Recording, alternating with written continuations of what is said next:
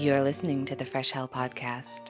Fresh Hell contains stories of a disturbing and often graphic nature and is intended for a mature audience. Please don't let your kids listen to this, or they might turn out like us.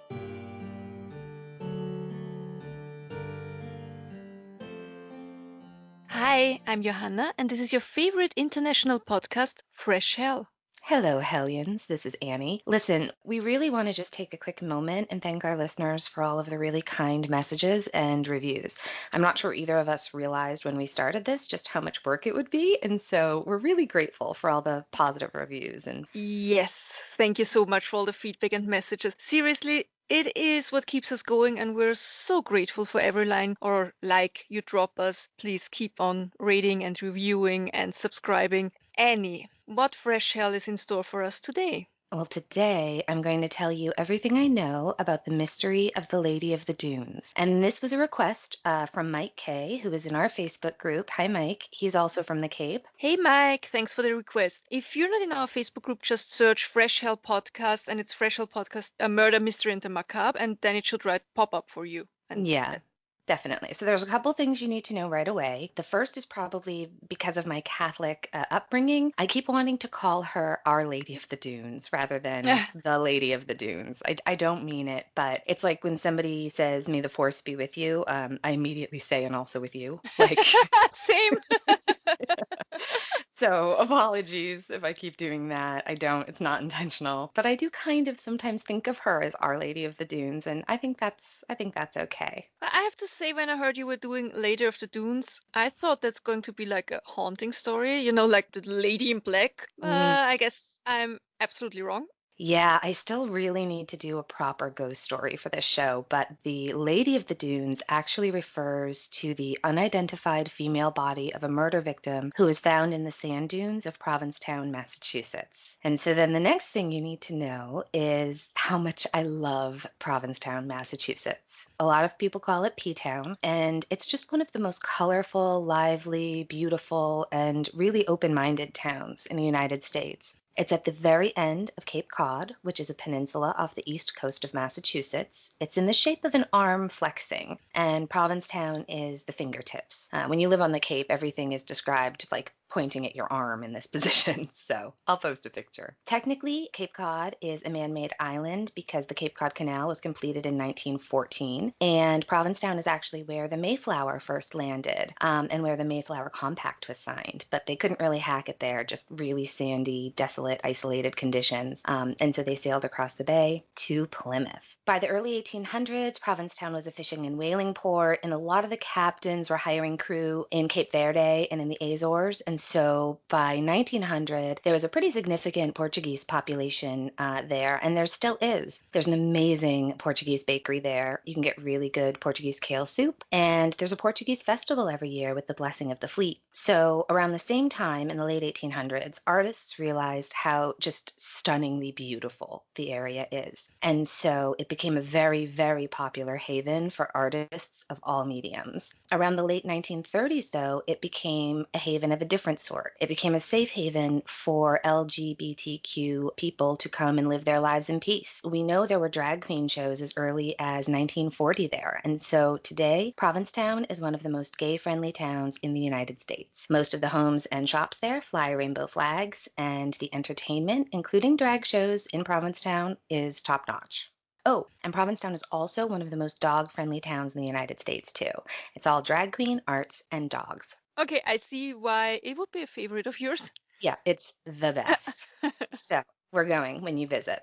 So like all of the Cape, the year-round population is pretty tiny, just under 3,000. But in the summertime, the population in Provincetown is around 60,000.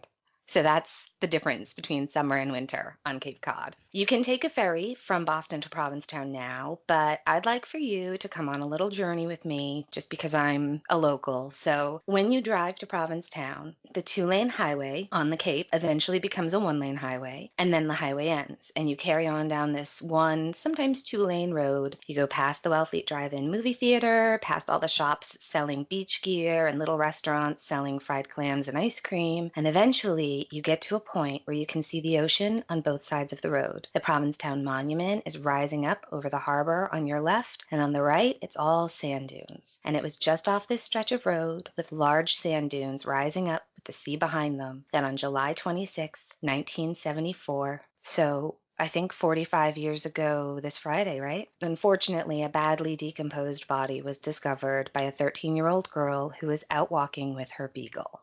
You know how often I think about things like this when I'm out in the woods in the mornings, walking our dogs, because it's always us dog people out there finding bodies. Like cat people never have to worry about that kind of thing.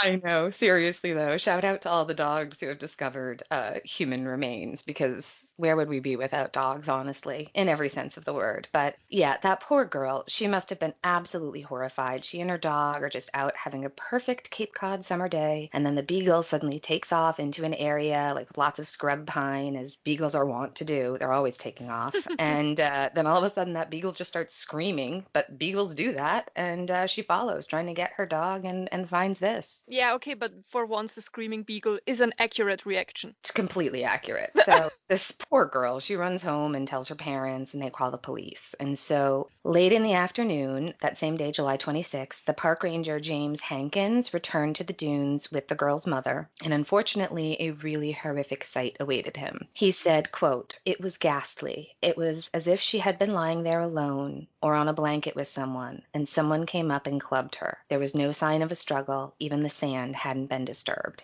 End quote. So the Lady of the Dunes was found about a mile east of the Race Point Ranger Station. She was discovered laying down on half of a light green heavy cotton beach blanket. She was nude. Her Wrangler blue jeans and her blue bandana were folded up under her head like a pillow. Her top, underwear, and shoes were never found. A brief glance would maybe lead you to think she was just sunbathing, until you got closer and heard and saw the insect activity and noticed the condition of her body.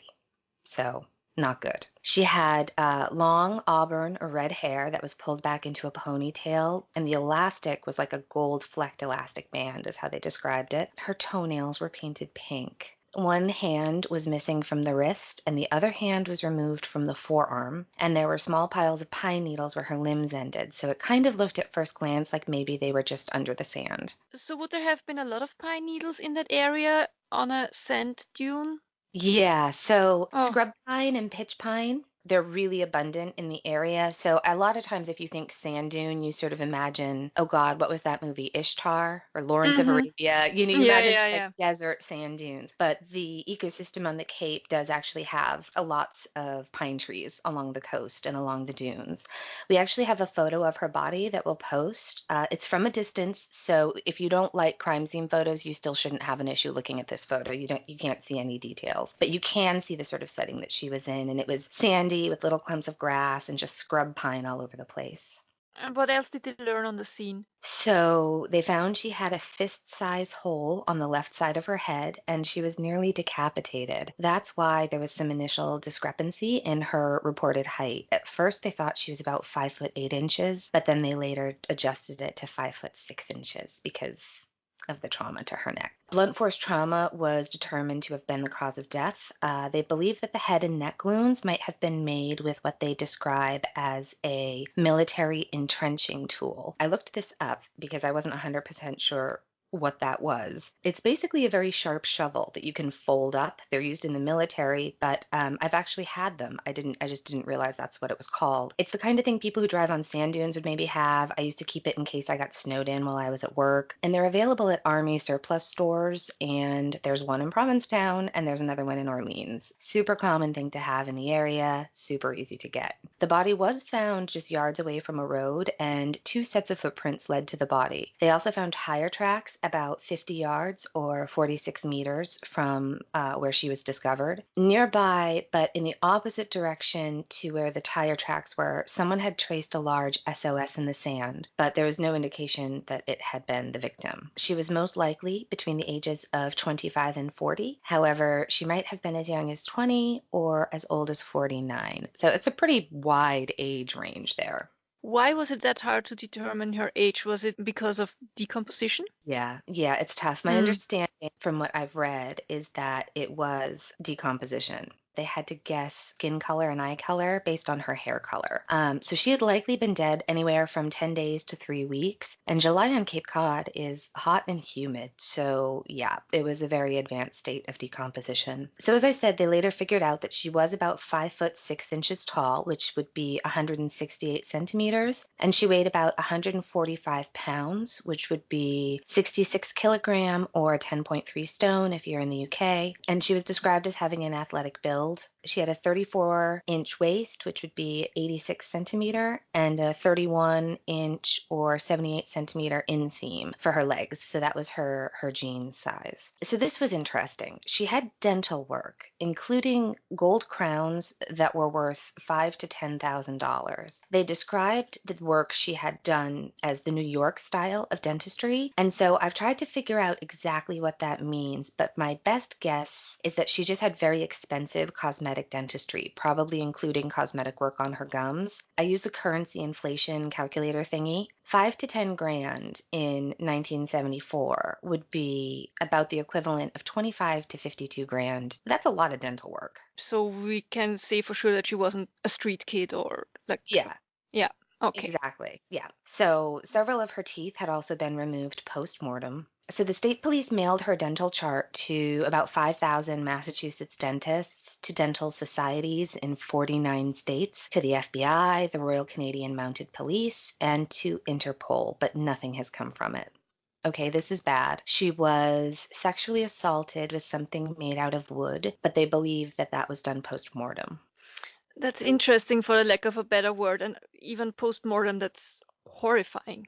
It is, because it seems like maybe she was with someone she was intimate with based on her clothes, just, under her head, and the total lack of any sign of a struggle. So you kind of wonder with the sexual assault, was the killer trying to erase evidence of consensual sex before the murder? It's hard. I mean, who knows why people do these things, right? So police canvassed all the local hotels and guest houses, but there were no hotels who were missing a guest. And, believe me, they would know. Cape Cod in July is fully booked, so you're paying top dollar. If someone hadn't checked out, management would know. So I'm guessing she was either staying with friends or sort of just drifting and hitchhiking. And I say that because they also never found any abandoned car. And they searched all the missing persons reports, but they just couldn't find any leads. The local ranger station went through all the records of everyone who had come through there to drive on the dunes. They tracked all of those people down and didn't have any luck there either. Okay, so at autopsy, the medical examiner also searched her body for any kind of identifying mark, any type of internal injuries, scars, just anything, and they found nothing. A Park Service bloodhound and his handler also searched the area for 2 days. They found nothing. The state police laboratory examined her clothes for fingerprints, laundry marks, any sort of identifying labels, and again,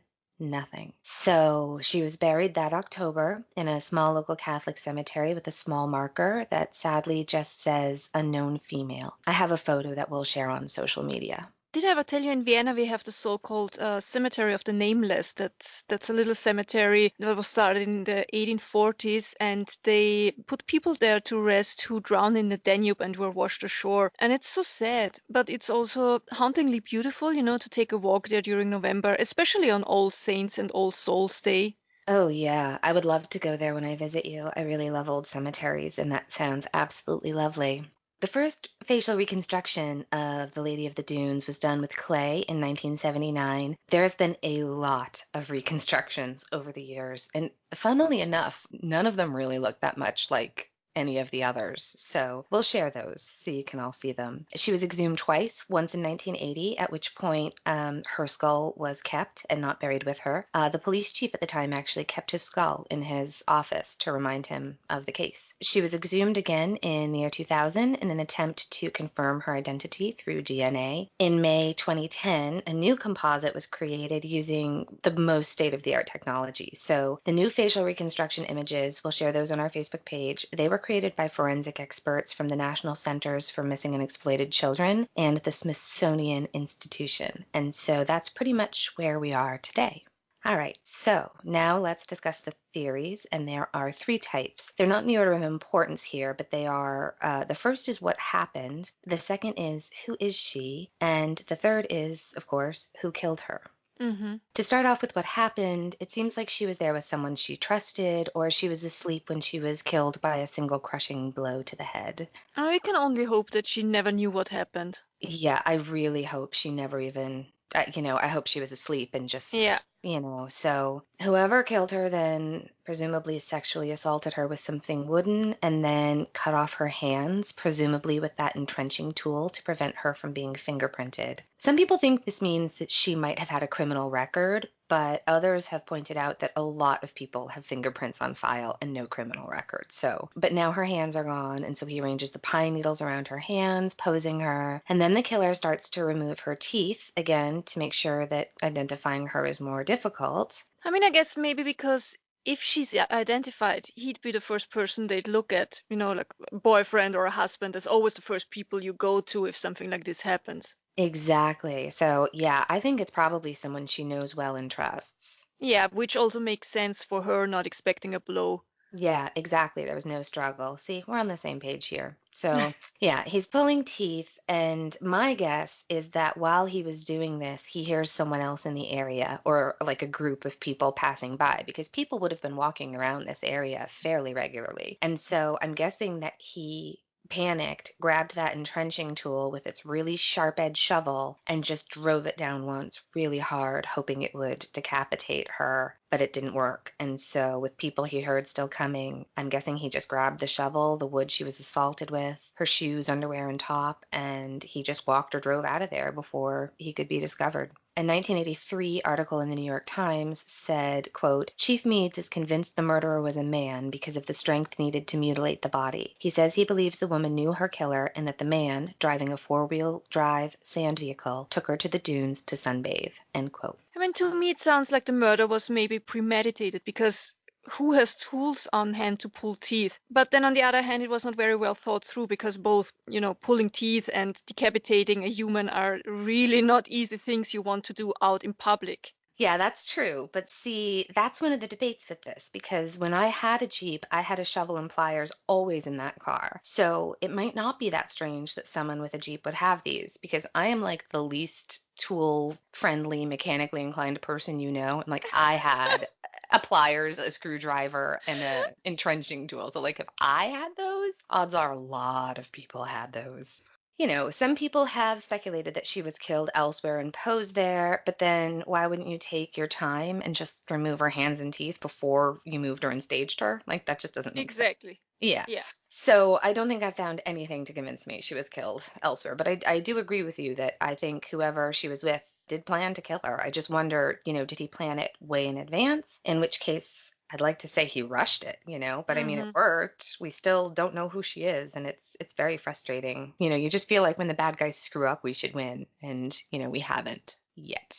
So frustrating. Okay, I'm coming back to the SOS that was drawn in the sand. What about this? Couple of possibilities there. Either the killer was just a super sadistic fuck and wrote that in the sand as a joke, or the other possibility is someone else who found her before July 26th wrote that. And we know of at least a couple of people who have come forward much later on claiming they had seen the body as kids before she was officially discovered. Kind of a stand by me situation, but they were too scared to report it. And I don't know if any of these stories are true, but I think it's worth mentioning. The area also, like I said, would have had enough potential traffic that it's possible that someone else came along, found the body, wrote SOS in the sand, and then just felt like, okay, we've done something. I mean, yeah, but why would kids write SOS? I mean, okay, maybe, but it's a very creepy fact. Kids are creepy though. I Yeah, mean, true. just generally, no. But I mean, I don't know. Maybe they just saw she needed help, or it could have nothing to do with our case at all. You know what I mean? It could have literally just been kids. We used to write SOS in the sand as kids. We'd pretend we were on a desert island. Yeah. And so it could have nothing, but it's just a weird coincidence, maybe. Yeah, I don't know. Do you have any thoughts? I think I agree with you. It sounds plausible that it had nothing to do with it. I don't know. It's just surprising that with that much decomposition going on, no one found her sooner. Yeah, so I think there's a few explanations for that too, unfortunately. I think one is that people maybe thought that the smell was just low tide. I mean, I've never smelled human decomposition, thankfully, but I've had like a mouse die in the walls, before. So I know the smell of everyone who's had a dog knows dead thing smell, right? Like we Yeah, know dead thing smell. yeah. So if we assume that dead thing smell is universally the same, and if anybody knows the answer to that, I'd be really curious to know. That's a very different smell to low tide. You know what I Yeah. mean? But you do get that dead thing smell on the beach. Dead fish, dead seagulls, dead larger things, and like in that woods area too, dead raccoon. So it's possible that even if people did notice a smell, they just thought, oh, dead thing, and just Mm. avoided it. I don't think I'd go looking for the source of a smell like that. You know what I mean? Yeah, probably. But it's almost impossible to confuse the smell of a decomposing body with anything else. With low tide, for example. It's just, no, Yeah. I don't Maybe. buy that. Yeah. Yeah, no, that's true. Maybe people just didn't want to know, or, they're Yeah. on vacation. Not my problem. And again, a lot of people might have just thought like dead deer, dead fox, Yeah. whatever. But so then the next thing we need to figure out is who is she? And I'd argue this is the most important one because, she had really good dental work done, which implies that somewhere there's a family missing her. She's someone's daughter, at the very least. Well, maybe she wasn't from the US. Yeah, a lot of people agree that she might not be from the US. And sadly, there might not be anyone left to miss her because, say, she was an only child and born, what, sometime between the 30s to the 50s? True, her parents are most likely gone then, and if there was like falling out or something like this in the family, it happens. Yeah, Sad, but it happens. absolutely. Yeah. I mean, it's very sad and it's very likely, but a lot of people came forward claiming they might have information. Early in the summer of 1987, a woman in her early 20s who lived in Canada told a friend a pretty crazy story. She said she remembered watching her father strangle a woman in Provincetown around the same time that the Lady of the Dunes was found.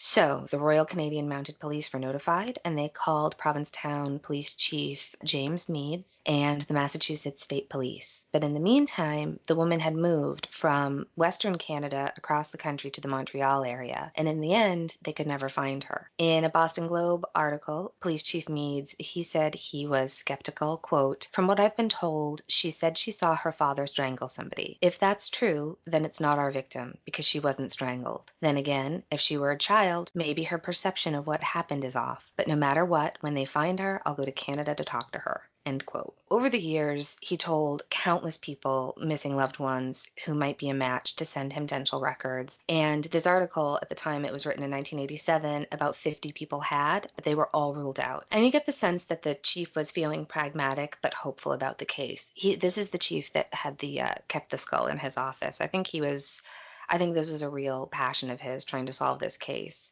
Yeah, he Um, seems invested. yeah. So he was quoted as saying, "With most murders, you try to figure out who the murderer was. I've spent years trying to figure out who the victim was. As the years dwindle on, more dentists will retire or die, more dental records will be lost, and the opportunity for identification will diminish. Maybe someone on death row will decide to cleanse his soul before he dies and confess to this murder. It appears that someday I'll retire and the case still won't be solved, but I'm sure whoever follows me in this job, if they get a lead, they'll call me and I'll be ready." Yeah, he does seem invested very much Yeah. so. And it definitely gets harder and harder to get the needed information when the time goes on. Are there any other leads? Well, there were a lot. So psychics were consulted, articles were published in dental journals. They really did follow up on every possible lead, but ultimately none of them really panned out. However, the most likely and maybe credible theory for who the Lady of the Dunes might be was Rory Jean Kessinger. Okay, who is she? Okay, so Rory Jean Kessinger was a wild child. She ran away from home when she was 15, and she was a bank robber who was running guns and drugs. She went by 5 different aliases and had records and was wanted all over the country, from Alaska through the Midwest and to the East Coast when she arrived in Massachusetts. In January 1973, Pembroke Police Lieutenant Willard Bolter of Pembroke, Massachusetts, he was assisting in delivering like a traffic ticket, I think, to a home in Pembroke. But when they arrived, they were pretty startled to see just a whole bunch of people, including Kessinger, take off running out the back door into the woods behind the house. The cops were like, okay. So they take off running after these people who are fleeing into the woods. Lieutenant Bolter ends up catching Kessinger danger when she trips and falls. She's only wearing lingerie and she's crying and claiming that she had just been raped. So he's like, oh dear, okay, let's get you into the house. He takes her back in and she tries to steal his gun. So he pushes her away, gets her into the house, and he calls for backup. And all of a sudden, the lights go out. She hit the light switch, and she darted into another room. So he finds the light switch, turns the lights back on, only to find Rory with a gun in hand, pointed straight at him. And she says, I'm sorry, but I have to kill you. So Officer Boulder basically dives for her, like wrestles her to the ground, gets the gun out of the way, and gets her handcuffed. He was quoted as saying, you would just not think that a nice looking girl like that would kill you in a heartbeat. So she had gotten a little bit banged up during her shenanigans. And so they take Rory to Jordan Hospital in Plymouth. But instead of getting a nice, strong sedative, she gets her hands on another police officer's gun. Yikes, how easy is it to take a police officer's gun in the States? I know, right? Cop family, tell me, was that snappy thing on the weapon holster invented after 1973? It was, right? Please tell me it was. Now she's got a gun, and she's aiming at the officer again, screaming, die. And fortunately, they disarm her again. And what happened to her after that? Well, she was charged with 2 counts of assault with intent to murder and sent to the Plymouth County Jail, but she never made it to trial. Sometime between the night of May 26, 1973, and the following morning, she went into the prison laundry room, tied together sheet after sheet, went over to the window, and then hacked a bar out of the window using a hacksaw that someone had smuggled into the jail for her. So she hacked away at those bars until she could squeeze herself through, and then she just sheeted off to freedom, never to be seen again. That reminds me, I went to high school with a girl who tried the knotted sheet trick to climb out of her room when she was not allowed to go out. Well, that didn't end so nicely because she fell from the 3rd floor and she spent the whole night lying on the ground with broken bones. And it took her a really long time to start walking again. So listeners, please don't try this at home. No, do not try this at home. Oh my God, that's awful. Yeah, it was. terrible. It was really poor girl. Yeah, wow. Okay, but anyway, back to Rory. Do you think she is indeed the Lady of the Dunes? So a lot of people, including some investigators, really did think it was her, especially after another reconstruction was done in the 90s. She was 24 when she was arrested and broke out of prison. Like all the dates work, the ages work. And so they got some DNA from Rory's mother and they tried to match it to the Lady of the Dunes, but unfortunately it was not a match. So Our Rory Jean there, that little wild child, she is probably deceased because, listen, right? But she is not Our Lady of the Dunes. That brings us to one of the most recent developments in who she might be. And isn't it funny? The movie Jaws appears in another story of ours, which is fine by me. It's such a good film. It really is. Right. So in 2015, horror novelist, author Joe Hill, he's the brother of Molly, the Thing of Evil. I like that you say he's the brother of Molly because he's also the son of writer Stephen King. Not that this is not more important than being the brother of Molly. Molly is pretty special. And he's also the son of the fabulous Tabitha King. But really, he's a very good horror writer in his own right. I mean, that's the first family of horror, isn't it? So, and I mean that in the best way. So no surprise there. Okay, and how does he tie into our story now?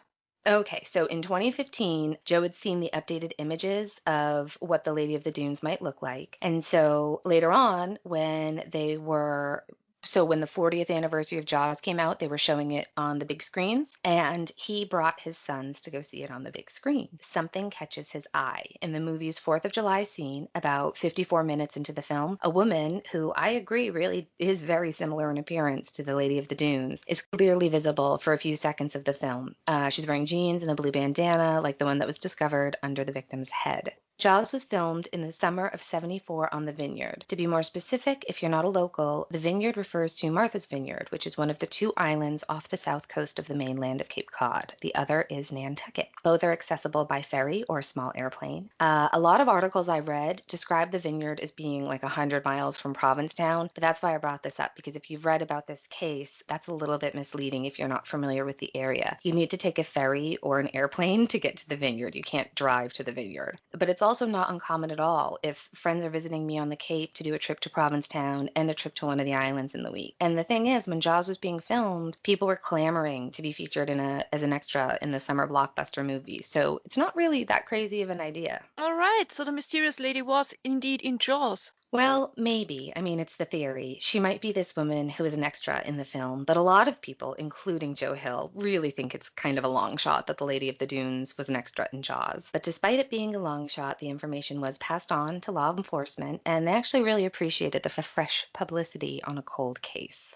And still there's no real lead that the police could follow, and the Yeah. identity still is unknown, I think. Yeah, they tried to follow up on the lead to see about the Jaws connection, but all the lists of extras are just lost to time. Mm. And so, yeah, dead end. So that's pretty much it for who she might be, although they're in the process of trying to upload her information in hopes that they might find a match like they did recently with the Golden State Killer, a familial match. The Golden State Killer, that really is something else. I'm currently reading the Michelle McNamara book. Yeah, it's so good. God, her Hmm. loss was such a heavy blow to the true crime community. So, okay, so the last category of theories is, of course, who killed her? Well, that's a difficult category if we don't know who the victim is. I know, right? So there are a couple of big possibilities. The first was Tony Costa. He was a serial killer that was in the area who I'm planning to cover in a future episode. I think initially they thought this must be his work, unfortunately for the case, but luckily for society as a whole, Costa died almost 2 months before the murder. Okay, so who is next? Okay, so this one's a little crazy. I mean, yeah. Next, we have another possible serial killer, Hadden Clark. I recently covered the case of the murder of Lauren Astley in Wayland in 2011. It was when that happened that I learned about the case of Sarah Pryor. Sarah Pryor was a 9-year-old girl who went missing from her Wayland neighborhood in 1985, and a lot of people were thinking about that crime when Lauren was killed 26 years later. The Daily News had reported that Sarah was last seen walking along Route 126 in Wayland, but search efforts were unsuccessful, and the case was cold until 1995, when a man discovered a skull fragment while walking his dog through a wooded area in Wayland. Of course, another fellow dog person. Yeah, so the remains were exactly 3 miles from where Sarah was last seen. They did later on announce that the DNA fragments were a match to Sarah, and in 1998 she was laid to rest on the same day she would have turned 22. Wow. Okay, as sad as it is, it must have been such a relief and closure for her family. Do we know what had happened to her? We really don't, not conclusively, but Hadden Clark, who, again, he was our serial killer, who was serving back-to-back 30-year sentences in Maryland for the murders of a 6-year-old girl and a 23-year-old woman. He confessed to the murder of 9-year-old Sarah Pryor and to the 1974 unsolved slaying, the Lady of the Dunes. Well, this is an exciting development. Yeah, well, here's the thing. So Clark, yeah, Clark suffers from paranoid schizophrenia, and he made the confession that his alter ego, Kristen Bluefin, had killed the Lady of the Dunes. And he confessed this to his cellmate, who he believes is actually Jesus Christ. Okay, yeah, I think your reaction of was correctly. Uh, yeah. But the police, I mean, they did look.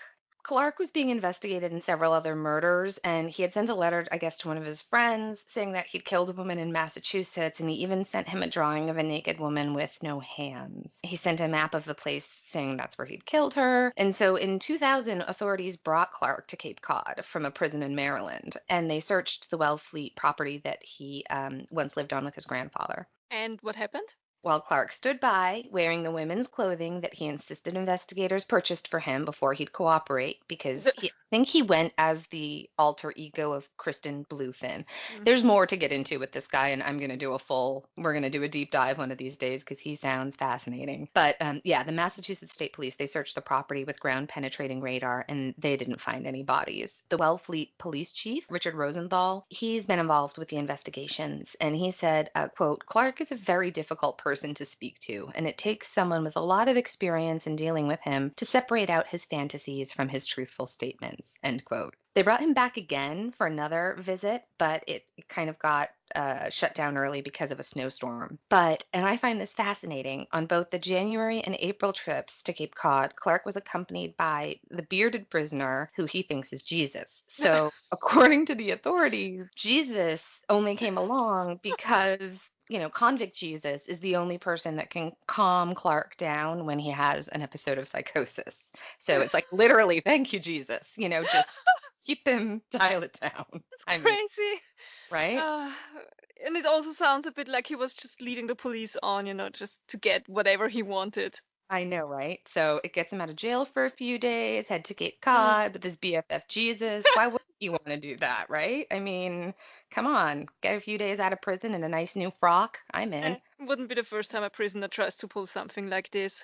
Absolutely not. And plus, seriously, he was schizophrenic, so there's a much greater chance of false confessions. Yeah, true. So, okay, what about the little girl in Wayland? Yeah, so just to wrap that up really quickly before we get back to Lady of the Dunes. So, in an interview published in the September 2000 edition of the New Yorker magazine, Clark, he confessed as Bluefin, saying that in October 1985 he'd killed Pryor in a Wayland field after luring her into his car. He said he put her body in a plastic bag and took it with him, but dropped her head in the field. I mean, honestly, a lot of this doesn't make a lot of sense, but Mm-hmm.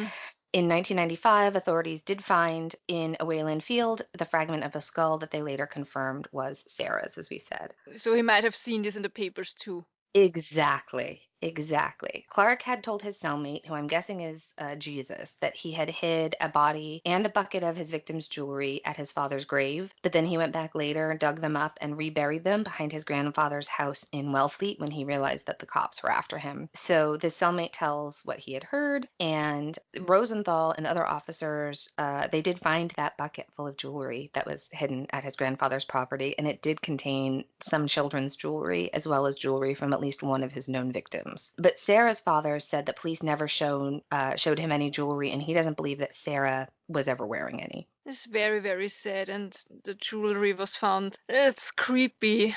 Who Yeah. do they think killed Sarah? So I think it's a man named John Wordy. He was considered the prime suspect, and he was charged with trying to kidnap a woman in a nearby town at knife point a month after Sarah went missing. When he did that, he was out on parole at the time. So he's now back serving a life sentence for the murder of a 15-year-old Rosemarie Martin back in 1967. So yeah, it's just really, really sad. No one has ever been charged for her death then? No, unfortunately not. Well, however, this Hadden Clark, he definitely sounds interesting enough to get his own episode here. Yeah, he really does, doesn't he? He's a super interesting guy. And Sarah has a really pretty statue in Wayland. It's on Route 126, kind of near the playground. I didn't realize what it was at first. I thought it was just it looks like a barking dog statue, so obviously I liked it. There's an empty sled, so that's sad. And the dog is Sarah's dog, Katie. So it's just a really sweet memorial. Yeah. All right, so our last whodunit is a doozy. The last suspect is Whitey. Do you know who I mean when I just say Whitey? Whitey Bulger? Is that Mhm. correct? Okay, yeah, I heard of him, but please maybe refresh all of our memories a bit. Yes, I will, absolutely. So, James Whitey Bulger was the leader of the Winter Hill Gang out of Somerville. Most massholes used to call it Slummerville, but you'd be hard pressed to find a nice flat there for less than like $750,000. So, probably shouldn't call it Slummerville anymore. It's Boston adjacent. It's like Cambridge, Somerville, Boston. It's all the greater Boston area. So, just before Christmas 1994, Bulger fled the Boston area and went into hiding after his former FBI handler, John Connolly, had tipped him off about a pending RICO indictment. So he remained at large for 16 years, and for 12 of those years, he was number 2 on the FBI's most wanted list. Oh, and who was number one? Osama bin Laden. Okay, yeah, that fact alone tells Yeah. how bad he must have been. Right. So he was finally caught along with his longtime girlfriend, Catherine Grieg, in Santa Monica, California in 2011. He was 81 years old. His trial began in June 2013, and he was found guilty on 31 counts, including both racketeering charges, and he was found to have been involved in 11 murders, and he was known to pull teeth from murder victims. So he was sentenced to 2 consecutive life sentences, plus 5 years for his crimes. He really managed to get away with everything for a long time. Yeah, but how is he involved in this? Apparently, a woman matching the description of the Lady of the Dunes was said to have been seen with Whitey in Provincetown that summer. Former acting police chief Warren Tobias, he took over the case after Chief Meads retired, right? He said early in that investigation, Meads had looked into various mob connections in Provincetown, but unfortunately there were just no leads came of it. But in 2011, when he was caught, people started talking about it more. It was almost like people felt safe to mention it once he was in prison.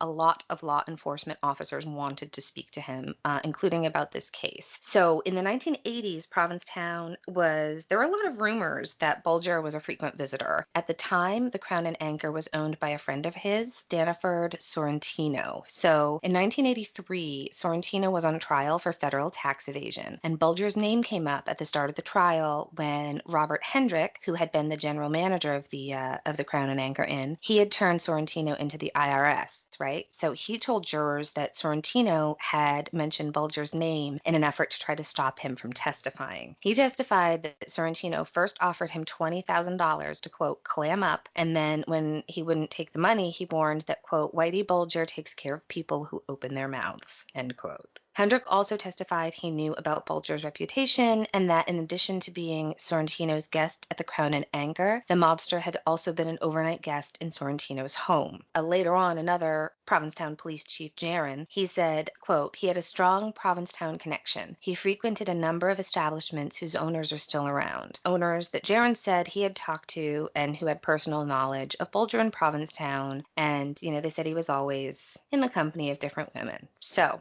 the reason the Crown and Anchor is interesting is, first of all, and this is important, it has the best macaroni and cheese on Cape Cod. You can get it with lobster if you want to. They also have really great drag shows there, so if you have a chance, go. All right. It's interesting to our case because when the body was discovered, they apparently used green cotton blankets very similar to what the Lady of the Dunes was found on. And so there's a thought that it's the same blanket. So one of the theories is that she was brought over from Ireland, groomed for sex trafficking by Whitey and his gang. I also read that one set of footprints near the body was a size 10 and Whitey was a size 10. But, my husband is a size 10 and so is my dad. I think it's actually a really common shoe size. So it's not like he was a size 15 or something, you know what I mean? Or like teeny tiny feet. Yeah, like he didn't have clown feet or like little hooves. It would be, yeah, I just don't think that's, Another reason is because he was also known for, as we said, removing teeth of his victims. But again, let's face it, it's not like that's a super rare part of the MO for like the mob, right? I mean, if you're trying to hide the identity of somebody pre-DNA, then it just makes sense.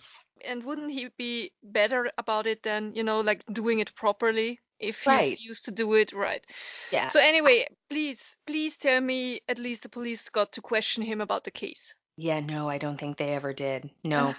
Nope. And then on October 30th, 2018, 89-year-old Whitey Bulger was found in a wheelchair, beaten to death by multiple inmates armed with sock-wrapped padlocks and a shiv. Ooh, also, his eyes had been nearly gouged out and his tongue was cut off. Almost all the way. Yeah, unfortunately, Whitey took whatever he might have known about the Lady of the Dunes to hell with him, and so that door's closed. You know me.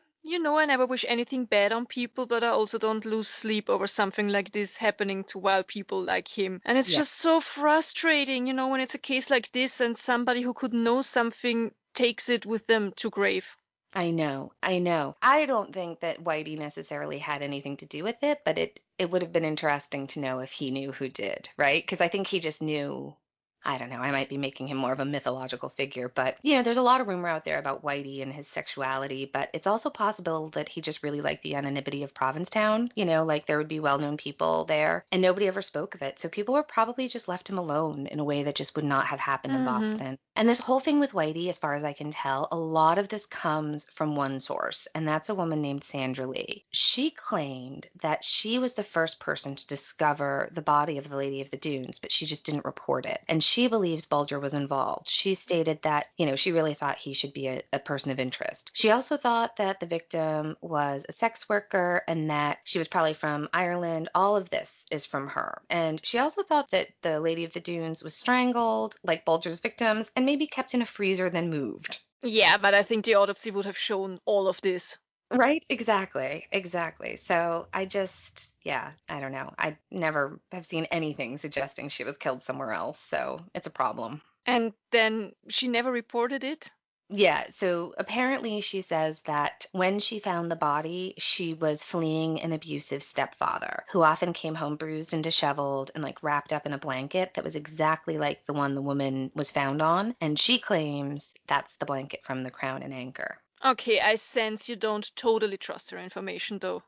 Yeah, well, I mean, the problem is that she wrote a book about this. So she does have something to gain by telling this story. I'm not saying it's made up. It might be all absolutely 100% true, but I'm just taking it with a grain of salt because none of her claims have ever been verified. So I'll link to the article about her and her book so you can read more, read her book if you want. If you have read it, let us know how was it? Yeah, unfortunately, I think that pretty much concludes what we now know. And right now, I'm just really curious to see if they ever do radioisotope testing on her teeth. You know, how they do that now, and it can tell you where she grew up, like what part of the world. And Mm-hmm. that science is pretty amazing. Or, you know, if they get any genealogical hits when they upload her DNA to a site, the way they did with the Golden State Killers. So I just hope someday we learn who she really is.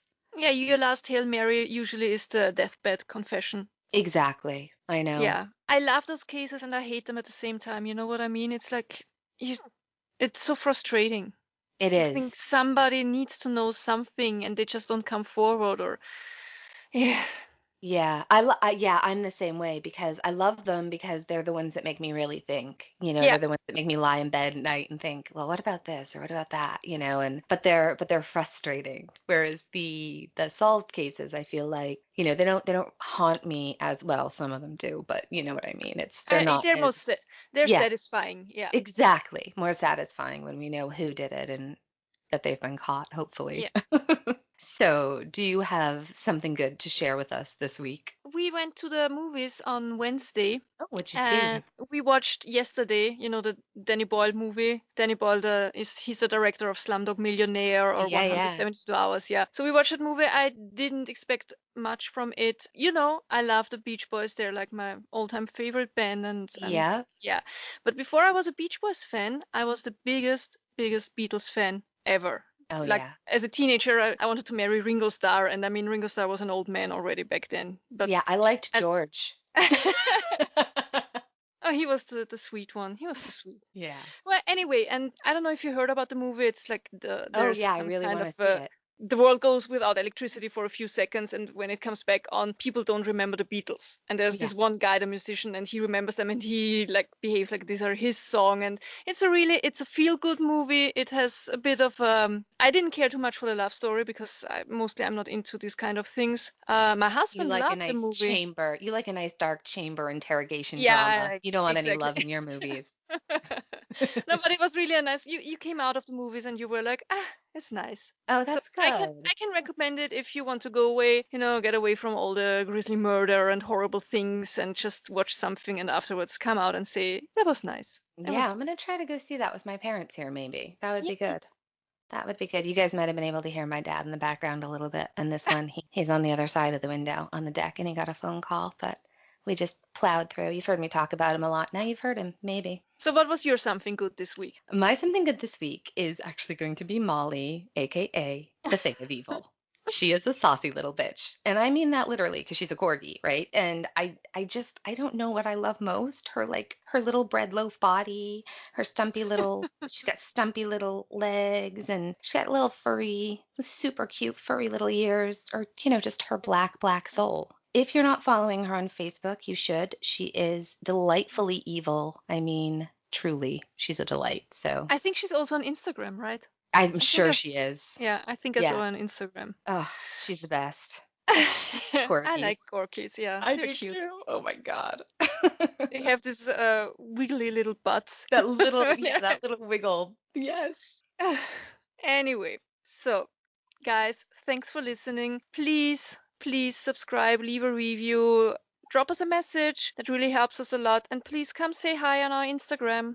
Yeah, definitely. Join the Facebook group. It's a closed group, so your boss or your family won't see your thoughts on murder or aliens or whatever. And just search Fresh Hell Podcast Murder and you'll find it. It should pop right up. And as always, if you yourself are going through any kind of hell, Keep going. Tschüss. bye.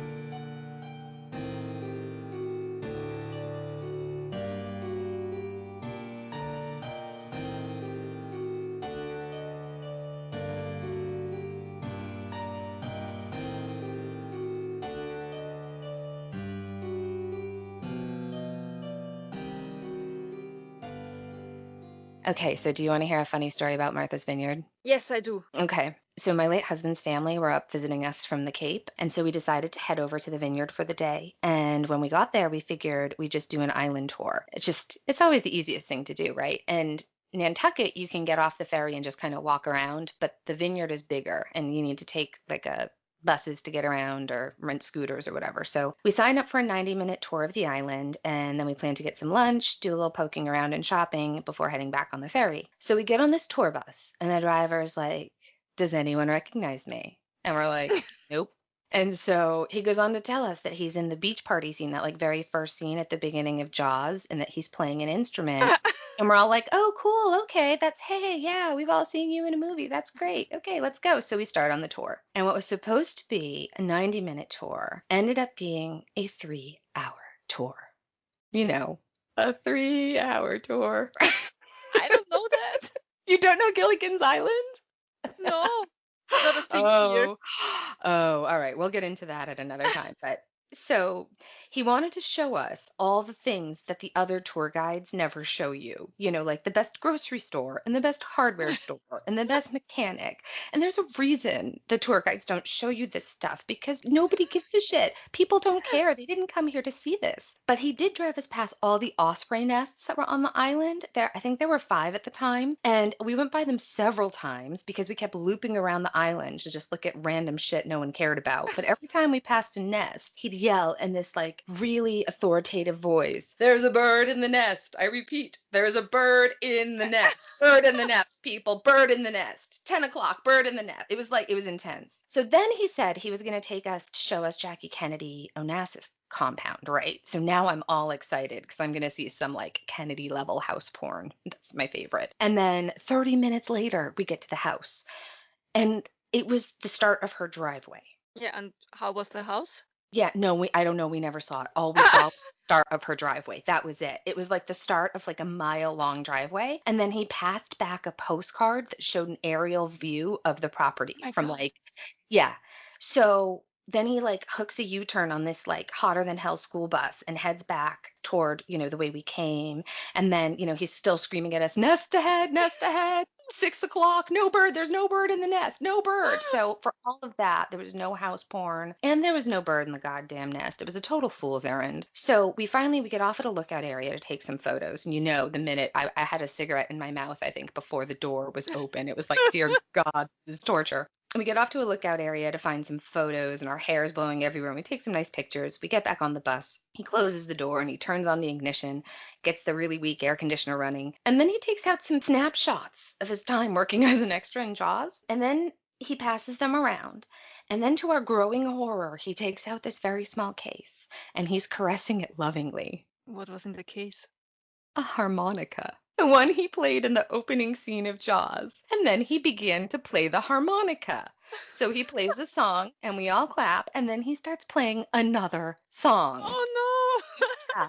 So now we're already like an hour past when the tour was supposed to end, starving, locked in a bus with struggling AC with a man who will not stop playing the harmonica. It was the worst. So finally, I think he actually had just like paused for breath and like effect in the song. And my mom and I just start clapping very enthusiastically. And everybody joined in. We were like, yes, yay, hooray, that was fantastic. And thank God he put the harmonica away. So finally, we passed, I don't know, like 3 or 4 more ospreys in the nest, which was nice. And we made it back to base. So we all rush off the bus and into the nearest restaurant and we sit down for lunch because we are starving and it's like 2 or 3 in the afternoon. And my late husband's dad is over from England. So he asks for a beer list. Everybody needs a drink, right? And that's when I realized, oh shit, we're in Chilmark and Chilmark is a dry town. So you can't get any alcohol. So the waitress is like, oh, and I realized as soon as he asked for a beer list, I was like, oh no. And she said, yeah, sorry. And so the family, there was like 7 of us or so. And so we all kind of look at each other and we've just got this like tight lip shaking our nodding just a little, and we just at once all stood up and we were like, sorry, we're gonna go. And we left and went to another restaurant where we could get a drink. We didn't really care, but yeah, we got a nice drinks and we reminisced about how nice the end of Jackie Kennedy's driveway was. That was the time I was held hostage on a tour bus by a Uh, extra. Good no, I'm times. not sure if I want to go on a tour with you. I think it's actually my late husband's family. So I've done tons and tons and tons of tours, and every Okay. single time we do one with my father-in-law, John, who's like dad number two, it's awful. We did a tour in the Bahamas once. It was pouring rain. We were soaked to the skin, and we got bitten by fire ants. I think they're the jinxed one. Yeah. Yeah, I hate to say it. I love them dearly, but we won't do tours, guided tours with them anymore. Although we do have some pretty good adventures. They're funny stories after the fact, but at the time, boy, it really felt like punishment. Do you want to know some kind of movie trivia?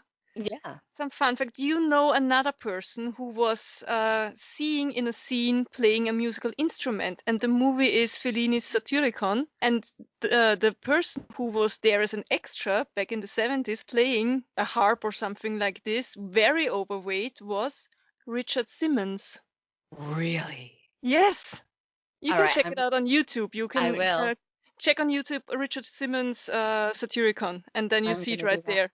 Oh, And he that's the doesn't best. look like him at all, but it's him. It's I him. love it. Richard Simmons is in Fellini's movie. Wow, that's amazing. It's a little bit more interesting than a guy playing a harmonica Oh in yeah, shows. But absolutely. I like the fact that he thought you need to recognize him. Right? Like, because this is like 2000 and I don't know, 2006, 2007. Oh, So like please, Jaws came even out if in it would have been 1974. exactly, even if it would have been 1975, nobody Yeah. would have. No, no, nobody would have.